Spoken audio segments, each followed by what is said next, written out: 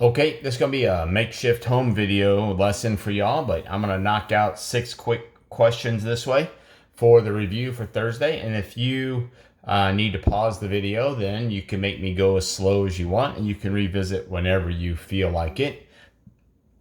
The domain and range here, remember f of x. Another way to say that is just writing y equals, in this case, negative 19. And since this is the entire expression, then we know that in this case, the range itself is y is negative 19, and the domain is all real numbers. Now, you should be graphing that and learning that and having that memorized by now, okay? But again, it's a memorization thing, and you'll see in a minute when we see it on a graph what it looks like visually. Here's the next one. We're just going to write the equation over line from what we see. Remember, this is y equals mx plus b. And since that is the generic equation, what we're really looking for is the slope and the y-intercept. Y-intercept is easy. Look at the y-axis. Where do we cross the y-axis? That is at positive 3. So our equation ends with a plus 3. We have y equals some slope x plus 3. I'm stopping and doing it this way so you realize that the y, the equals, the x are just automatic fill-ins here. Once we find the y-intercept, we add it. Once we find the slope, we add it. Again, slope can be found by going point to point. In this case, we're going to travel up 1, up 2, up 3. So our rise is positive 3. And our run, because it's rise over run, is over 1 over 2. And therefore, the run is 2, and our slope is 3/2. And there's our equation. Again, if you want to practice this in the calculator, you just have to take any 2 points that you see on the graph, put them into stat inner, and then put the x's in L1 and the y's in L2, and then go back to stat and calculate a number 4 linear regression. All right, down here, we're going to look at these two real quick. This one here on the left, notice that x is negative 4 and x is negative 4. And what this means is x is always negative 4. And x equals negative 4 is not only the equation of this line, but that is also our domain. So our domain is x equals negative 4. Notice that this graph goes up and down. It does not go forever. It does go up and down to set points. Okay, so our range here happens to be limited. Our range is running from negative 5 to positive 5. Don't forget the y goes in the middle. Our arrows point left in this situation. And since these are solid closed dots, they both get an equal sign. Okay? Not terribly difficult. It's just reversing the logic we've been using on these graphs right here. Don't forget on this graph right here, this is y equals 2, y equals 2. So this graph is just like the first one we saw, y equals 2. Domain here is all real numbers. What we've been memorizing and practicing and doing time and time again. And the range here is y equals 2. All right.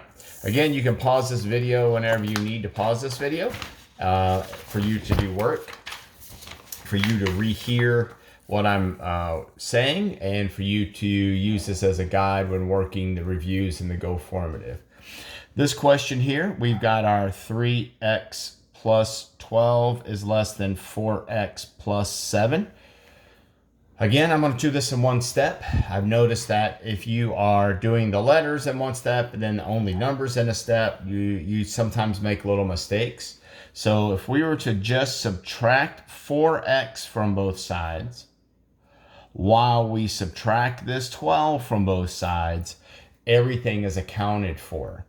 3 minus 4 is negative 1x. 12 minus 12 is 0. We are still less than because we subtracted a 4 we did not divide or multiply by 4. 4x minus 4x is 0. 7 minus 12 is negative 5. One way we can clear this negative is to multiply both sides by a negative 1. Soon as we multiply both sides by a negative 1, we must change our sign. Negative times negative makes positive x. Negative times negative makes positive 5. The solution set for this is x is greater than 5 on a number line. Here's 0, here's 5. Greater than is an open circle. And, oh, my bad. And everything to the right is going to be the solutions. Okay, it's a solution set because everything above 5 makes this equation true. Since we know 0 is not above 5, we can put 0 in here. If we do that, we get 0 plus 12 is 12 is less than 0 plus 7 is 7. Is 12 less than 7? No, it is not. And if that's a false statement, 0 is not one of the answers, and we can see that we've checked properly here. All right, little cross multiplication to solve this one right here. We can do 6 times d for 6d. Nothing negative there, so we keep our greater than sign. 1 times 18 is 18. Simply divide both sides by 6. 6 divided by 6 is 1d. Is going to be greater than 18 divided by 6 is 3. Here is 3 on the number line, and since we are greater than 3 on the number line, this would be our answers or our solution set. Anything greater than 3 would be an answer. In this case, I'll prove it. Is 18 greater than 3? It is. So we're going to put that in here. We'll get 18 divided by 18, which is 1. Is that greater than 1/6? Yes, it is. And that would be our solution set. Last problem to go here. We have a equals h times t plus b divided by 2. We're going to solve for this b right here. Notice that the plus t is connected. Then the divide by 2 is connected. And then that h is connected. So the first thing we have to get rid of here inside the circles is this times h. All right, so on the other side we have a, but we have to get rid of times h with divide by h, and then the h is gone. Then we're going to enter the next circle, and it says divide by 2. To get rid of divide by 2, we multiply the other side times 2. Okay, so now we've gotten rid of the h, which left t plus b over 2. Then we multiply both sides by 2. That leaves us with t plus b, and the thing we're solving for is b. So to get rid of the t, we just have to subtract the t now from both sides. Plus t, to get rid of that, is minus t to both sides. And b equals 2 times a over h minus t. You could also write this as 2a over h minus t. Either of those would be correct. And that's going to end our weekly lesson. You can stop the video, replay the video, pause the video, whatever you need to do. Just remember to use these step by step when you're working out the Go Formative reviews. And be sure to get with your teacher if you have any questions. Have a good day.